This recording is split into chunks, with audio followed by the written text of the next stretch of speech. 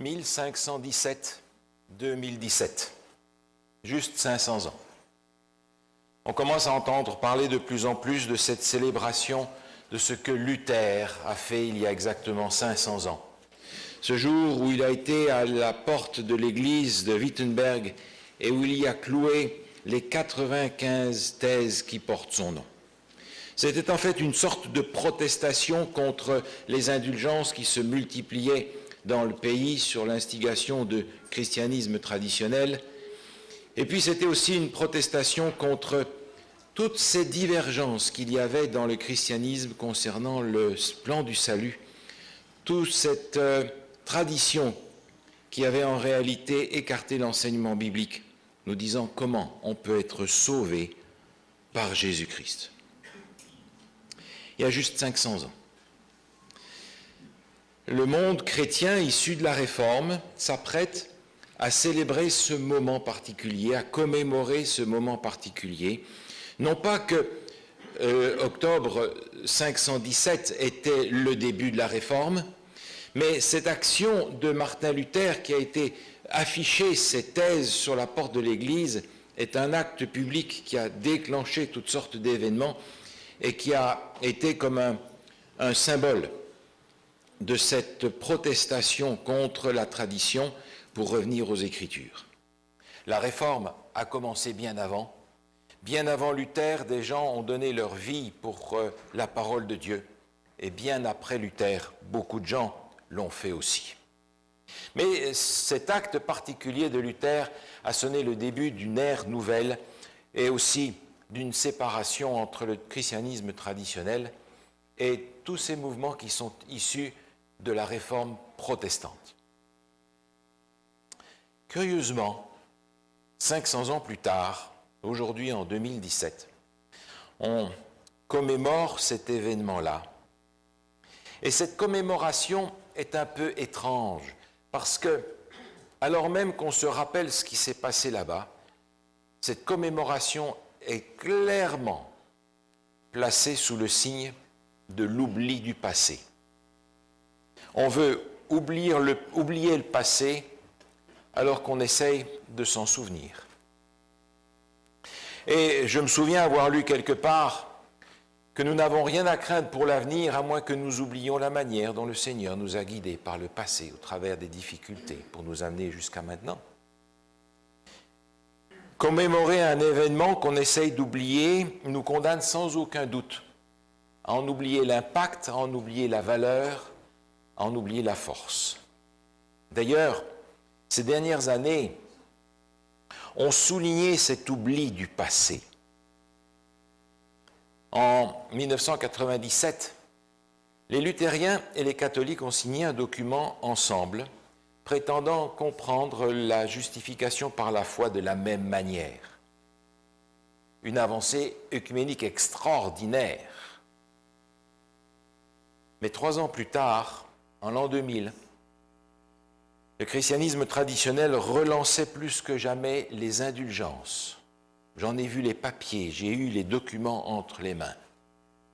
Pour l'an 2000. Alors que ce sont précisément les indulgences qui avaient mis, si je peux m'exprimer ainsi, le feu aux poudres et provoqué l'indignation de Luther en 1517.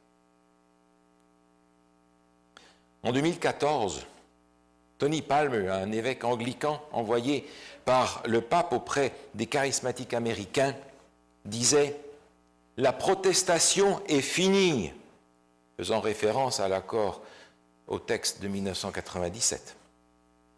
La protestation est finie. Pourquoi y a-t-il donc encore une église protestante? Contre quoi donc protestez-vous, puisque la protestation est finie? La protestation n'est pas finie, parce que le christianisme s'est écarté radicalement de l'enseignement des Écritures. Et il y a aujourd'hui probablement plus que jamais des raisons de protester contre la manière dont le christianisme vit et prêche l'Évangile. En fait, la protestation continue. Et la protestation commence en réalité seulement maintenant pour certaines choses qui ont été oubliées depuis les années 1500. On a fort peu parlé des prophéties. On a fort peu parlé du retour de Jésus. Et la protestation continue encore aujourd'hui contre tous ceux qui ne parlent pas de l'évangile éternel de Jésus-Christ. En 2016, le pape s'est rendu en Suède pour célébrer des cultes en commun avec les luthériens et sceller cette alliance qui avait déjà été amorcée dans les années précédentes, pour essayer d'aller dans le sens de la réconciliation et d'oubli des différences du passé. Et comme je disais en commençant, c'est étrange de vouloir célébrer quelque chose que l'on essaye d'oublier. 500 ans plus tard, autour de quoi le rapprochement entre les églises se fait-il? Autour de quoi? Luther, lui, était prêt à mourir pour la parole de Dieu et sa valeur. Bien d'autres gens, comme Luther aussi, étaient prêts à mourir pour être fidèles à la parole de Dieu. Et les paroles de Martin Luther devant la diète de Worms, qui était là pour le condamner, sont devenues célèbres. Je ne puis faire autrement. Je suis ici fidèle à la parole de Dieu. Non pas à la parole des conciles et des traditions. Ces paroles de Luther résonnent encore aujourd'hui, mais dans l'oreille de fort peu de chrétiens.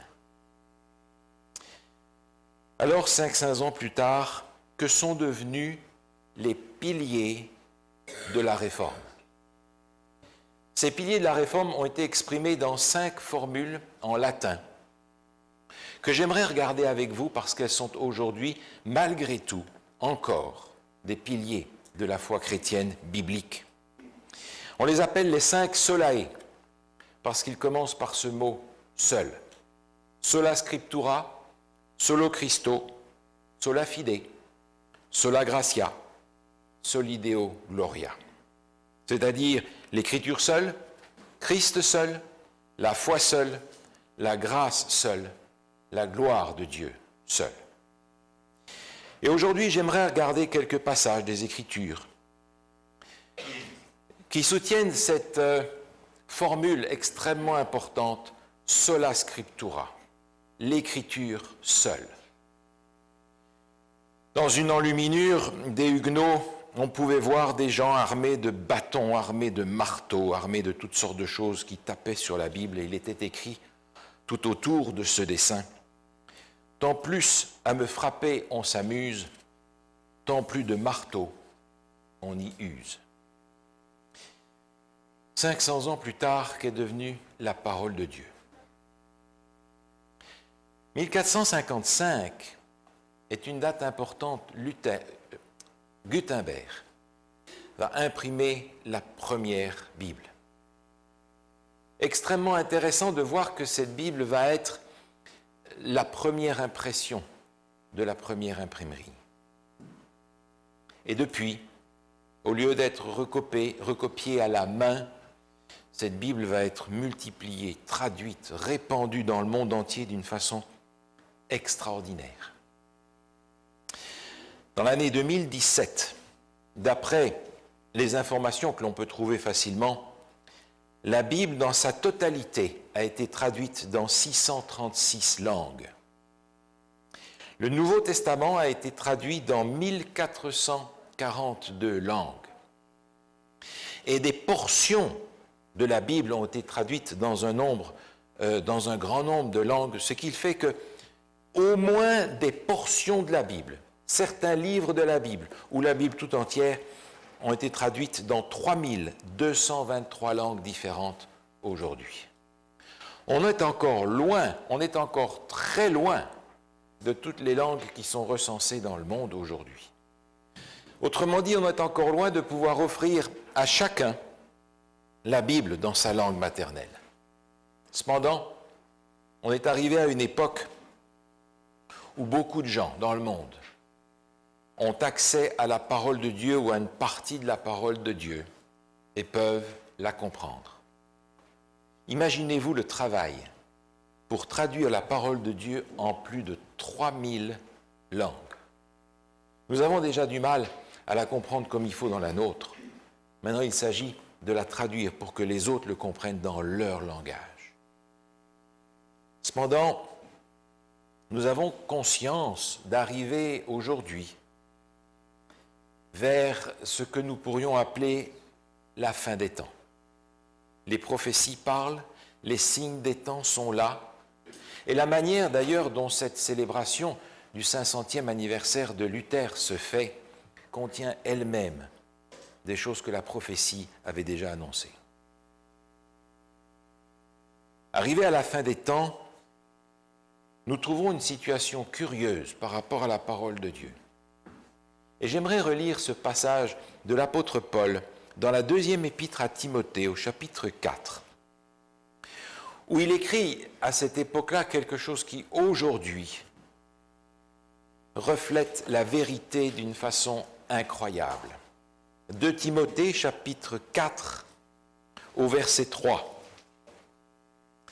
2 Timothée, chapitre 4, verset 3 dit ceci, « Car il viendra un temps où les hommes ne supporteront pas la saine doctrine, mais ayant la démangeaison d'entendre des choses agréables, ils se donneront une foule de docteurs selon leurs propres désirs, détourneront l'oreille de la vérité et se tourneront vers les fables. » On parle de la parole de Dieu, ce livre est vendu plus que tout autre dans le monde, il est répandu dans des milliers de langues, et pourtant, on a l'impression d'être arrivé dans ce temps où la Bible est devenue un fétiche que l'on a placé comme décoration sur l'étagère, mais qu'elle n'est pas devenue la parole vivante de Dieu dans le cœur des hommes. Est-ce que la parole de Dieu aujourd'hui est lue et reçue pour ce qu'elle est? Le monde occidental a été à l'origine de la propagation de la parole de Dieu dans le monde entier. La technologie d'aujourd'hui y contribue largement. Cependant, on a l'impression que le christianisme s'écarte de plus en plus de ce que la parole de Dieu contient, de son essence même. Et ce n'est pas nouveau. Jésus avait déjà ce problème-là avec les gens de son temps. Regardez ce passage dans l'évangile de Luc au chapitre 16. Évangile selon Luc au chapitre 16. Jésus a raconté une parabole que nous n'expliquerons pas aujourd'hui, qui aurait besoin d'explications, mais dont l'enseignement est clair parce qu'il le dit à la fin. Au verset 29 déjà, il répondit, « Ils ont Moïse et les prophètes, qu'ils les écoutent. » Et dit, « Non, Père Abraham, mais si quelqu'un des morts va vers eux, ils se repentiront. » Et Abraham leur dit, « S'ils n'écoutent pas Moïse et les prophètes, ils ne se laisseront pas persuader même si quelqu'un des morts ressuscitait. » Et l'histoire l'a montré. Quelque temps après, Jésus ressuscite Lazare, et la première chose que ses contemporains veulent faire, c'est se rassembler pour trouver comment le faire mourir. Un autre passage dans l'évangile de Marc, au chapitre 7, rapporte l'indignation de Jésus dans son temps contre ses contemporains. N'oubliez pas, les contemporains du temps de Jésus ont les Écritures en main depuis 1500 ans. Certains les ont apprises par cœur. Ils les répètent et ils les connaissent mieux que quiconque au monde. Personne dans le monde de l'époque ne connaît la voix de Dieu aussi bien que les gens que Jésus côtoie. Personne. Et dans Marc, chapitre 7, au verset 8, Jésus dit, « Vous abandonnez le commandement de Dieu et vous observez la tradition des hommes. » Il leur dit encore, « Vous rejetez fort bien le commandement de Dieu pour garder votre tradition. » Cette situation, nous la retrouvons encore aujourd'hui. Elle était dominante au temps de Luther, raison pour laquelle Luther avait dit qu'avec les autres réformateurs, sola scriptura, l'écriture seule, les habitudes, les traditions, avait reçu le sceau d'approbation des conciles au fur et à mesure du temps et avait fait force de loi plus forte encore que les Écritures. Luther, moine, ordonné prêtre, serviteur dans l'Église, n'avait jamais ouvert une Bible. La seule Bible qu'il avait vue jusqu'à ce moment-là était enchaînée et fermée au mur de son monastère. Qu'allait-il donc enseigner en tant que prêtre, sinon la tradition, puisqu'il ne connaissait pas la Bible? Cette question est directement liée à l'autorité de l'Église. Parce que l'apôtre Paul, dans la première épître aux Corinthiens, au chapitre 3, explique que l'Église du Dieu vivant est la colonne et l'appui de la vérité. C'est-à-dire la responsabilité que l'Église a de défendre la vérité, de garder l'enseignement biblique et de le préserver de tous ceux qui voudraient l'accommoder à leur manière. Vous vous souvenez qu'il est écrit aussi que personne ne peut en faire une interprétation personnelle, parce que c'est poussé par le Saint-Esprit que des hommes ont parlé de la part de Dieu. Donc l'Église, colonne et appui de la vérité, a cette responsabilité de défendre la vérité biblique. Mais l'Église a pensé qu'elle pouvait défendre sa vérité, appui et colonne de la vérité. Elle a pensé qu'elle pouvait poser les colonnes qu'elle voulait. Et l'Église a posé les fondements de la tradition. Elle a donné à cette tradition une valeur de loi divine. Jésus était confronté à ce problème et il invitait son peuple à revenir aux Écritures. Luther, découvrant la parole de Dieu, était scandalisé de voir à quel point on avait fait des accommodements raisonnables avec les traditions pour accommoder la religion à ce que les hommes de son temps voulaient qu'elle soit. Mais aujourd'hui, vous savez, les accommodements raisonnables semblent aux oreilles de beaucoup une vertu qu'il ne faut pas perdre. Et on va accommoder la parole de Dieu avec les valeurs de la culture actuelle et particulièrement de la culture occidentale. Parce qu'il ne faut pas que la parole de Dieu soit en conflit avec nos valeurs. Vous comprenez?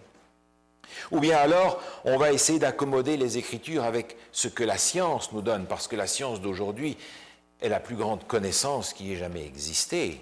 Donc, la Bible ne peut pas amoindrir la science. Ou bien alors, on va accommoder les Écritures avec les expériences émotionnelles, surnaturelles que l'on a pu vivre.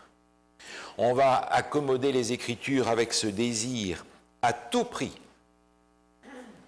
de conserver l'unité de tous les chrétiens, quels qu'ils soient, quoi qu'ils croient.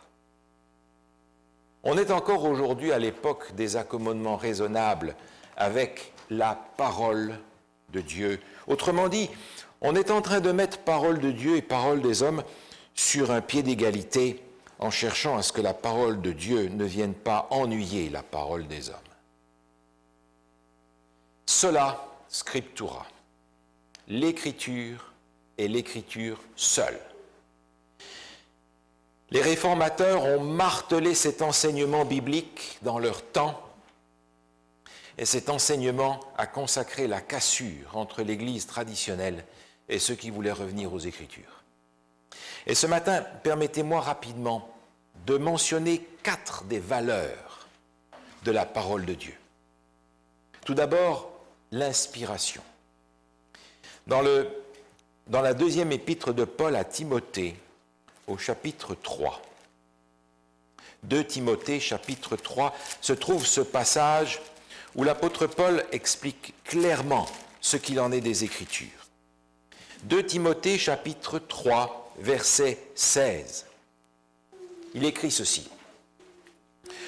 Toute écriture est inspirée de Dieu et utile pour enseigner, pour convaincre, pour corriger, pour instruire dans la justice, afin que l'homme de Dieu soit accompli et propre à toute bonne œuvre. La parole de Dieu est inspirée. La Bible, disons-nous, est inspirée. vous comprenez que c'est un raccourci. Parce que le papier, l'encre, le carton n'est pas inspiré. Ce qui est inspiré, nous voulons dire par là, ce sont ceux qui l'ont écrite.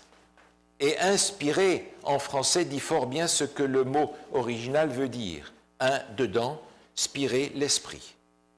Ceux qui ont écrit ce que nous appelons aujourd'hui la Bible sont des hommes qui avaient l'esprit de Dieu en eux, en qui Dieu a agi par son esprit pour transmettre ce que des hommes ne pouvaient pas inventer, mais ce que Dieu leur a donné comme message à transmettre à son peuple.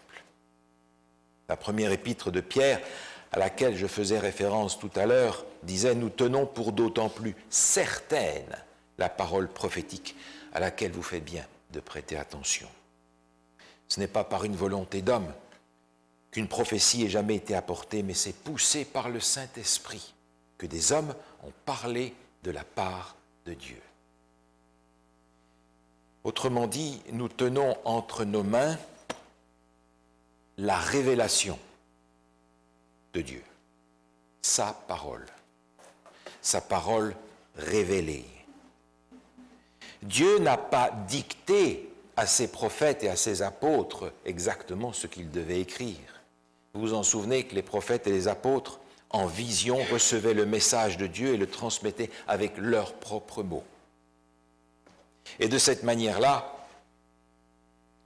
la Bible, la parole de Dieu écrite, est extrêmement curieuse et unique en son genre, parce qu'elle est le produit de l'action de Dieu et de l'action des hommes. Elle est le produit de l'action de Dieu au travers des hommes. La Bible, la parole de Dieu, les Écritures sont divines et humaines. Et dans ce sens, j'entends résonner dans mon esprit ce que Jean écrivait de son temps, comme introduction à son évangile. Au commencement était la parole, et la parole était Dieu. Et cette parole, disait-il, c'est la lumière qui éclaire tous les hommes. Elle est venue parmi les hommes, et les hommes ne l'ont pas reçue. Cette parole, c'est Jésus. Et Jésus, à la fois, est humain et divin, pleinement l'un, pleinement l'autre. Ainsi est sa parole écrite. D'ailleurs, vous vous en souvenez, lorsque Jésus avait besoin d'expliquer sa mission, son identité aux gens de son temps, il ne se référait qu'à l'Ancien Testament, les Écritures de son temps. C'était entièrement de cette manière-là qu'il le faisait. L'inspiration des Écritures, l'origine divine du contenu et la formulation humaine d'un message divin. La deuxième qualité des Écritures, c'est son infaillibilité et sa suffisance. Dans l'évangile de Jean, chapitre 17, se trouve cette courte phrase que j'aimerais relire avec vous. Jean 17, verset 17. Jean 17, verset 17, il est écrit « Sanctifie-les par ta vérité, ta parole est la vérité. » La parole de Dieu est la vérité. Il faudrait peut-être dire, ça ne veut pas dire qu'il n'y a pas des erreurs dans la parole de Dieu. D'ailleurs, vous vous souvenez dans l'évangile de Matthieu, l'évangéliste Matthieu au chapitre 27 veut citer un texte des Écritures et il dit, voilà, ce texte se trouve dans Jérémie. Mais non, mon pauvre Matthieu, tu t'es juste trompé, c'était dans Zacharie. Mais est-ce que ça change le message que Matthieu, poussé par l'Esprit, a transmis à son temps? Que ça soit écrit dans Jérémie ou dans Zacharie, l'essentiel, c'est que le message vienne de Dieu. Il y a parfois ces faiblesses humaines dans la formulation de la parole de Dieu. Mais le message est divin, c'est la parole de Dieu. Certains chrétiens s'opposent à cette infaillibilité des Écritures en disant « la Bible est pleine de contradictions et d'erreurs ». En fait, c'est fort simple. Il suffirait qu'on utilise la règle d'or pour utiliser la parole de Dieu pour que toutes ces choses disparaissent. La règle d'or, la parole de Dieu s'explique par elle-même. Si vous avez une question dans la Genèse, allez donc voir dans Ésaïe ou dans l'Apocalypse et vous trouverez la réponse. Il y a à l'intérieur même de la parole de Dieu une unité parce qu'il y a un seul auteur et unique. Imaginez que j'ai écrit un livre et que j'en sois tellement fier que je vous dis, voilà, lis mon livre, c'est super intéressant. Vous allez lire ce livre et vous allez avoir des tonnes de questions. Qui allez-vous voir pour poser vos questions? Votre voisin qui n'a pas lu le livre ou l'auteur? C'est évident. Si vous avez une question sur le livre de Daniel, allez donc poser la question à celui qui a inspiré le reste des Écritures, le reste des prophéties. N'allez pas demander à votre Église, demandez à Dieu qui en a inspiré toutes les Écritures. La Bible s'explique par elle-même. Et lorsque l'on parle de sola scriptura, l'écriture seule, on devrait parler aussi de tota scriptura, c'est-à-dire l'écriture dans sa totalité. Luther avait lui-même déjà un problème avec cette affaire-là, parce que autant il était tombé amoureux de l'épître aux Romains, autant il haïssait l'épître de Jacques, l'épître de Paille, qu'il aurait voulu arracher de son Nouveau Testament. Mais souvenez-vous, lorsque Jésus est sur le chemin d'Emmaüs avec les disciples qui sont complètement abattus à cause de la crucifixion, il est dit dans Luc 24 au verset 27, « Et commençant par Moïse et par tous les prophètes, il leur expliqua dans toutes les Écritures ce qui le concernait. » Vous savez, je l'ai déjà dit, mais je paierais cher pour écouter cette étude biblique. Parce que Jésus a utilisé l'Ancien Testament, il n'y avait que ça, pour expliquer son identité, pour expliquer sa mission, pour montrer qui il était. En fait, si Jésus faisait cela, nous devrions être capables de le faire aussi. Le Nouveau Testament n'est jamais que la cerise sur le gâteau pour compléter un peu ce qui a été dit dans l'Ancien et qui semble être suffisant pour Jésus pour expliquer à ses contemporains et faire brûler dans leur cœur le message de la bonne nouvelle en Jésus. Toutes les Écritures, pas simplement le Nouveau Testament parce que c'est le livre des chrétiens ou l'Ancien parce que c'est le livre des Juifs, toutes les Écritures. Quand Jésus parlait des Écritures, Luc 24 nous dit qu'il parlait de la loi, des psaumes et des prophètes, les trois grandes dimensions, trois grandes parties de la parole de Dieu. Cette infaillibilité et suffisance des Écritures a été exprimée par de nombreux chrétiens, même s'ils avaient du mal eux-mêmes à la comprendre. Je pense à Augustin, au IVe et Ve siècle, qui disait « Je crois fermement que pas un seul des auteurs de la Bible n'a erré dans quoi que ce soit qu'il ait écrit. » L'infaillibilité des Écritures. Et à l'intérieur même de la parole de Dieu, on retrouve ce passage dans le psaume 119, que nous n'allons pas lire en entier ce matin, excusez-moi, on va lire simplement le verset 160.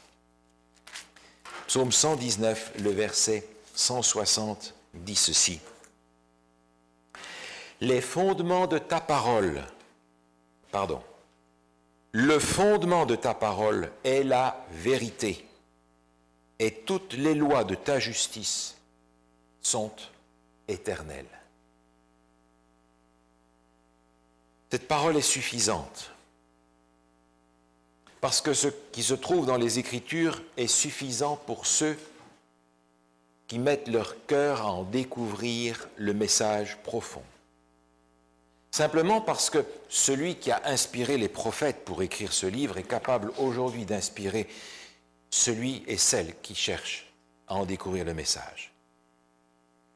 Ce message qui gravite autour non pas d'une église, non pas d'un enseignement, non pas d'une doctrine, mais d'une personne. C'est Jésus. Seulement, parfois, quand je pense à moi,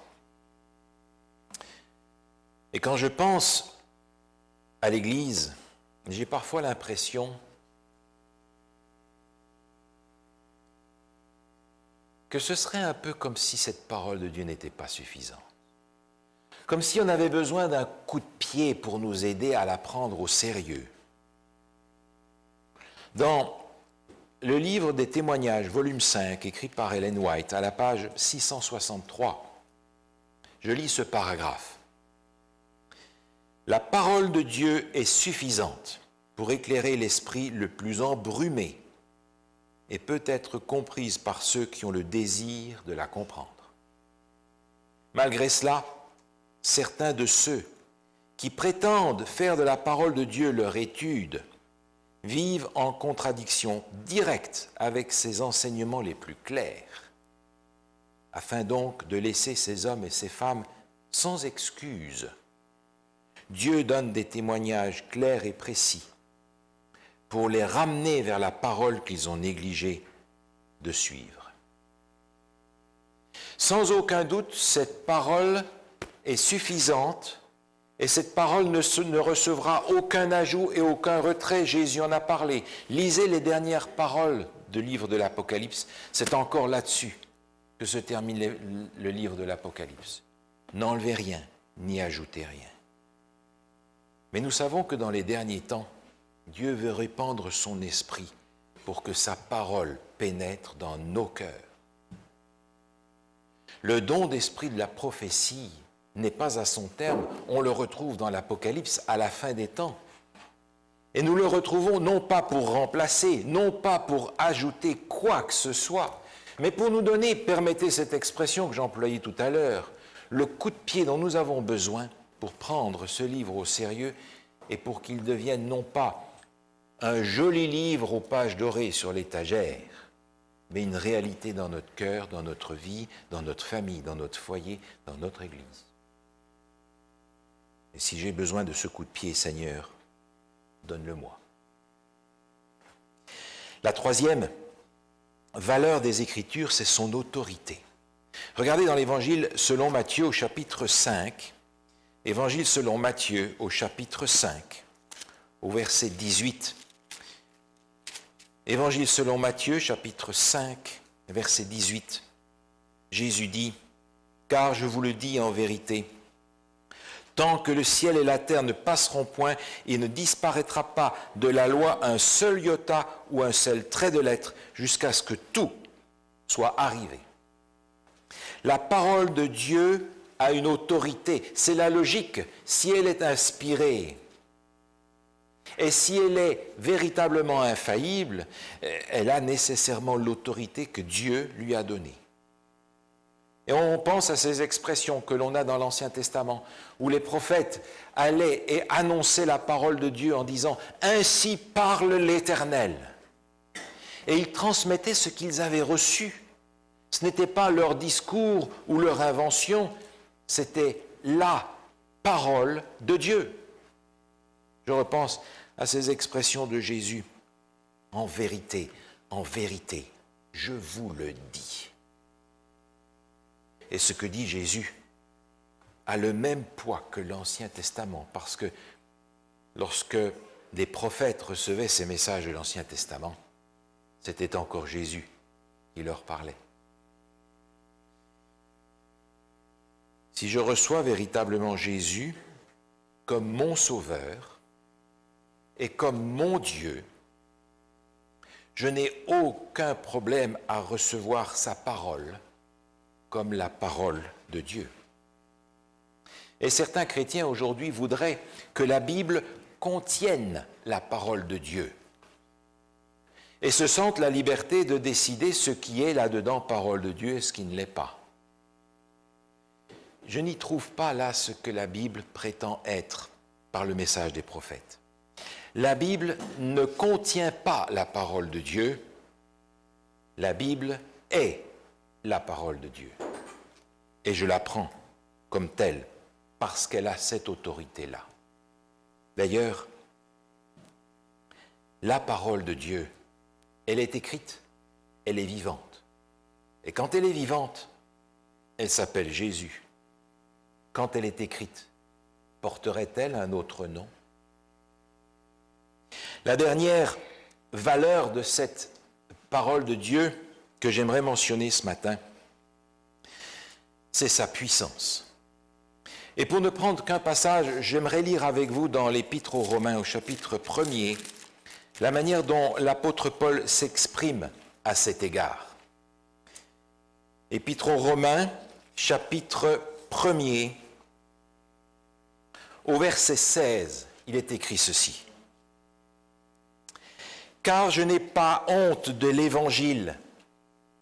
C'est la puissance de Dieu pour le salut de quiconque croit, du juif premièrement, puis du grec, parce qu'en lui est révélée la justice de Dieu selon la foi et pour la foi, selon qu'il est écrit, le juste vivra par la foi. » Et vous vous souvenez à quel point ce passage a marqué l'esprit de Martin Luther et écrit en lettres de feu le texte de la Réforme au travers de l'histoire. Le juste vivra par la foi. Comment le juste peut-il vivre par la foi si l'Évangile n'est pas en lui la puissance de Dieu? Le Seigneur nous a donné sa parole, c'est la puissance de Dieu. Vous lisez le livre des Actes des Apôtres, ce n'est pas le livre des Actes des Apôtres, c'est le livre des actions puissantes de Dieu par les apôtres. Et ce livre qui s'arrête malgré tout dans notre Bible se continue au travers de la vie de tous ceux qui, acceptant Jésus comme leur sauveur, ont vu leur vie changer et transformée. C'est au travers de tous les âges que ça s'est produit, c'est à travers de tout le temps que le livre des actes de Dieu par les apôtres continue à être écrit. Et cette transformation elle se voit d'une façon extérieure parce que des gens qui buvaient ont arrêté de boire, des gens qui fumaient ont arrêté de fumer, des gens qui étaient violents sont devenus des doux, des gens qui dans leur foyer détruisaient leur foyer par l'immoralité sont devenus des gens de paix et de fidélité. Leur vêtement a changé, leur allure, leur visage a changé, leur langage a changé.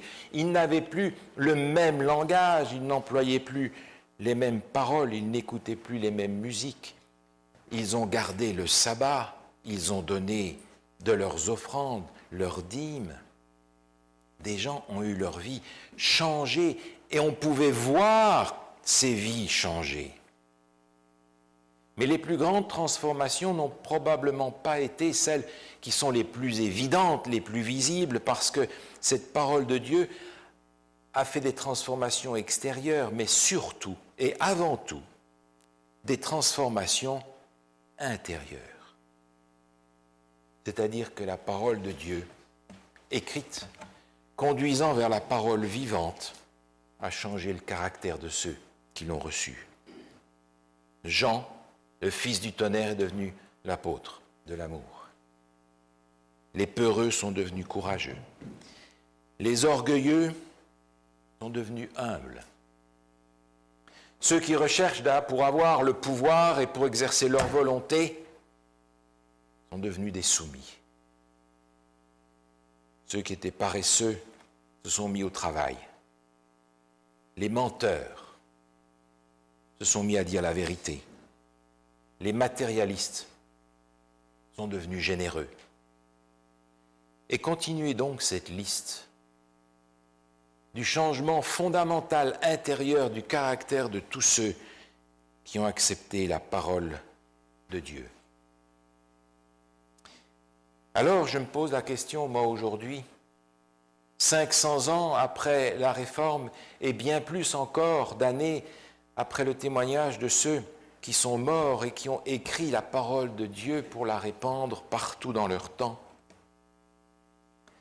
Quelle transformation la parole de Dieu a-t-elle faite chez vous, chez moi? Une transformation superficielle qui rend mon christianisme socialement acceptable dans le cadre religieux où je vais chaque semaine? est-ce que ça suffit? Ou est-ce que la parole de Dieu a provoqué chez moi des transformations profondes de mon caractère, de sorte que ce n'est plus moi qui vis, c'est Christ qui vit en moi. Bien avant Luther, la Bible a été recopiée en cachette, répandue par des gens qui étaient prêts à mourir pour la parole de Dieu. Et aujourd'hui, le monde chrétien, 5 siècles plus tard, fait tout ce qu'il peut pour oublier ce que ces gens ont fait, ce que ces gens ont dit. Sola scriptura. Dans le livre La tragédie des siècles, dans le chapitre Les Écritures, notre sauvegarde, permettez que je vous lise ce paragraphe. Seuls ceux qui se seront fortifiés par l'étude des Écritures pourront subsister au cours du dernier conflit. Chacun devra résoudre cette question vitale: obéirai-je à Dieu ou aux hommes? L'heure décisive est imminente. Nos pieds reposent-ils sur le rocher immuable des Écritures? Sommes-nous prêts à prendre la défense des commandements de Dieu et de la foi de Jésus? C'est à nous de répondre, parce que nous savons vivre à la fin des temps. Et à la fin des temps, c'est encore et toujours sola scriptura. Amen.